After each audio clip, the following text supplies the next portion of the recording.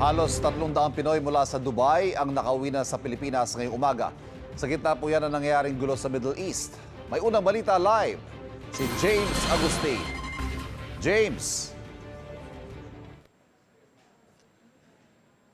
Ivan, good morning. Dumating na nga dito sa bansa yung mga unang batch ng mga Pilipino na inilikas ng gobyerno na naipit doon sa kaguluhan sa Middle East. Alas 6:45 ngayong umaga na lumapag dito sa NAIA Terminal 3 ang eroplano mula sa Dubai. Ayon sa Department of Migrant Workers, sakay nito ang 200 at 79 na Pilipino. May mga bata at sanggol din daw nakasama sa inilikas. Wala pa tayong impormasyon na nakukuha kung may kasamang mga OFW sa batch na ito. Sinalubong sila ni Department of Migrant Workers Secretary Hans Leo Kakdak at mga kinatawan ng Overseas Workers Welfare Administration o OWA.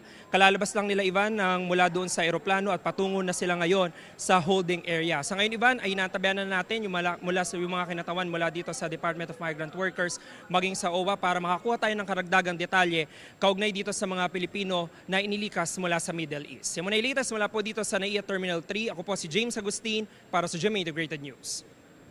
Kapuso, huwag magpapahuli sa latest news and updates. Mag-iuna ka sa balita at mag-subscribe sa YouTube channel ng GMA Integrated News.